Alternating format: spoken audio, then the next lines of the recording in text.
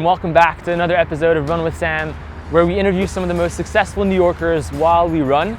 And today we're lucky to have Lottie Balderici. She's a professional chef, an athlete, and the Adidas Nutritionist. So we're here at the East River Park track, about to meet her.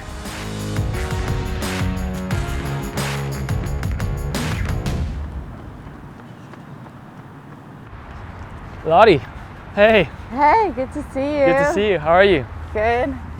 Welcome to Run with Sam. Thank you for coming on. Yeah, of course. Thanks for having me. How have you been? Excited. Good. Getting in miles, hopefully doing a fall marathon. So spending a lot of time at the track. Were you ready to go running? I think so. Okay. Running and talking is always difficult.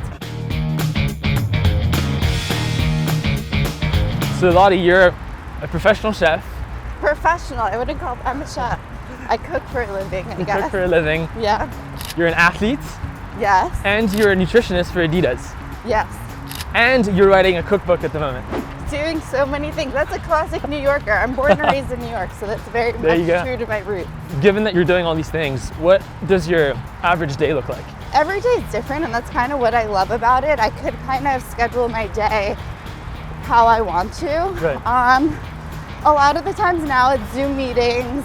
Creating content is really important. Yep. Recipes, editing my book, getting to the track. I like to work out first thing in the morning. Okay.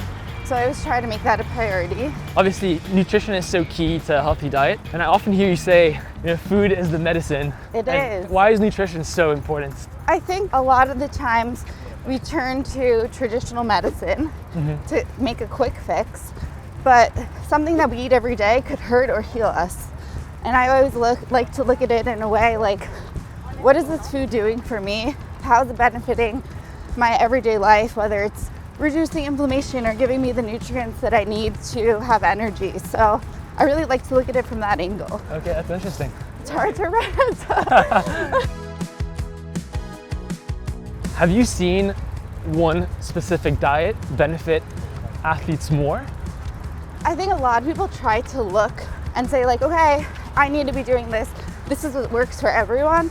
But that's never the case. Everyone's different. Yeah. And you need to really try and figure out what works for you. But I always have like a general rule of thumb of like, eliminate processed food, avoid added sugars, refined carbs, things like that. But I like to stay away from like extreme diets or behaviors. Okay. Yeah. So when you work with professional athletes, what type of professional athletes are you working with?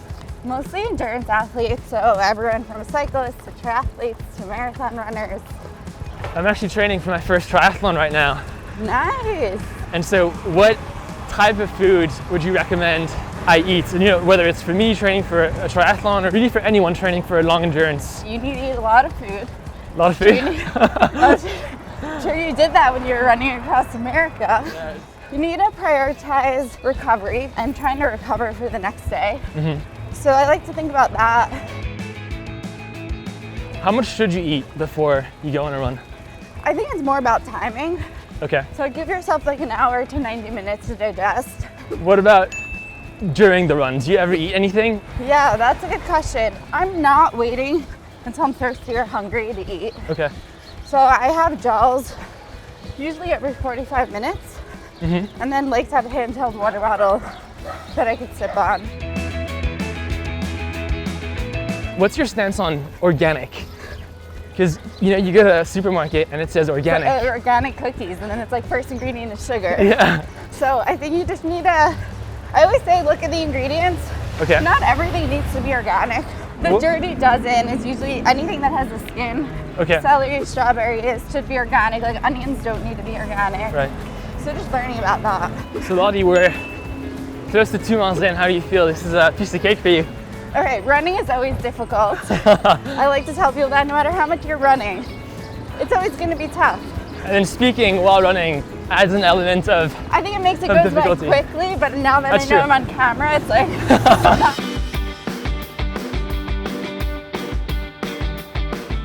How did you actually first get into nutrition? I've always loved to cook. I grew up in the kitchen. I was working at a record label while I was in college, and the highlight of my day was bringing cookies. That's amazing. And I was like, oh, I shouldn't be doing this anymore. there's very little information There is. for athletes. That's why I wanted time. to have you on the show. Still today. It's very hard to find because it's always very glamorized in a way that's not accessible. Yeah.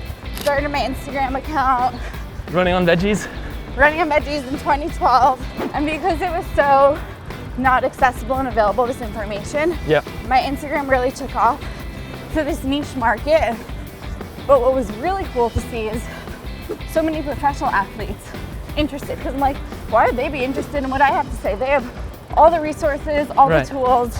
Or at least you thought so. Yeah, and then Kara Goucher, the best marathoner for women's distance running, reached out to me. That's so cool. And I must have been 19 or 20. No way. And she was like, I love what you're doing. I'm having a running retreat. Do you want to come talk? Amazing.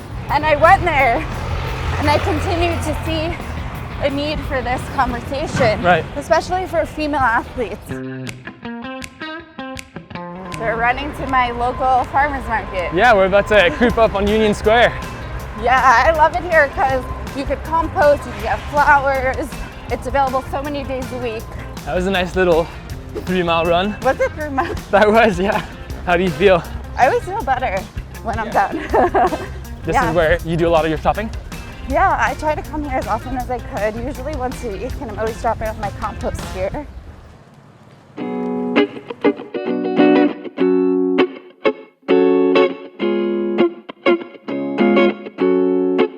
And so, being here with a lot of local fresh produce, what is a good post-run meal that we could have with the products that we have available here? Yeah, so luckily we'll go back to my apartment and I will make you something and show you exactly what is a great post-workout meal. But I always just like to get inspired by ingredients when I come. But you always want to focus on protein and carbs post-run. So smoothies, great.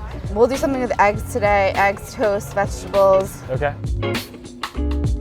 I'm gonna do radishes because I love them, they're in season. You could use the greens if you clean them really well, and you could mix it in with regular greens for the salad. So I like how you brought your own bags to get food shopping. Yeah, these mesh bags are great because I could use them instead of the plastic bags that they usually have. And you can reuse them as many times as you want. As many times as you want, and nothing is wrapped in plastic, which I really like.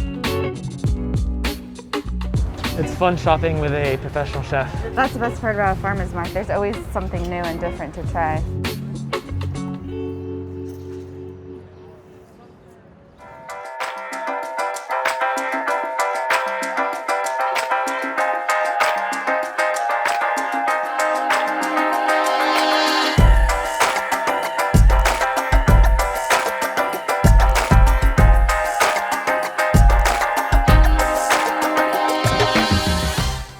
Delicious.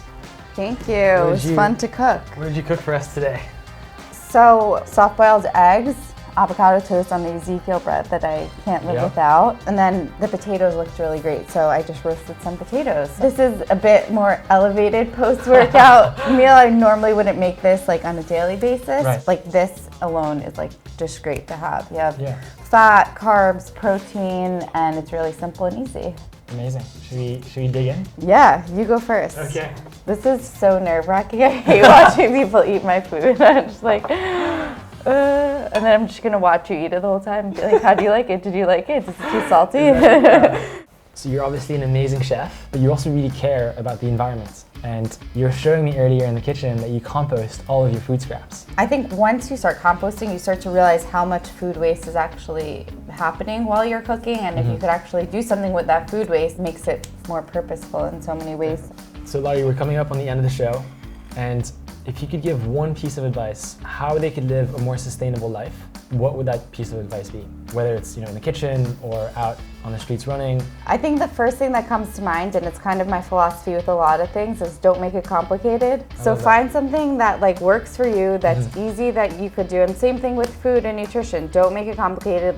Start simple, start with something that is accessible to you, and just go from there. Amazing, that's a great tip. Yeah. And you also have a cookbook coming out. Yes. What is the next move for Lottie? Cookbook is coming out. I've been deep into editing, figuring out what the cover is going to look like, but December 2021. Okay. I'm really excited to have a tangible book with my name on it, with my favorite recipes, 100 of my favorite recipes, and then there'll be 20 recipes from professional athletes. It's mostly plant-based. It's the same way that I eat. Well, Lottie, thank you for coming on Run with Sam, and thank you for cooking this delicious meal. Of course, thank you so much for having me. I feel like it wouldn't be a show with me if I didn't cook. So I'm excited that I got to feed you, Delicious show food. you how to fuel and go to my favorite farmer's market. And stay tuned for Lottie's cooking book coming out in December. Go follow her on Instagram at Running on Veggies. And to those who liked this video, please subscribe to Make a Change World. And please leave a comment down below for who you'd like to see as the next guest. Season 1 of Run with Sam is brought to you by Sweatcoin. They are a super cool app that rewards you to walk. It's as simple as downloading it on the App Store or on Google Play, and you can use your Sweatcoins to buy really cool products and services like an iPhone or an Apple Watch, or you even get a free yoga class. They have a bunch of really cool things available on their marketplace. Or you can donate your steps to a charitable organization like Make a Change World, and we'll make sure that with all the steps that you donate, we'll clean as much plastic from rivers in Indonesia. So if you want to see a world without plastic pollution, download Sweatcoin and just walk as much as you can. Just from this run alone, we've accumulated 8,000 steps, so I'll make sure that I've donated all those steps to Make a Change World to clean rivers.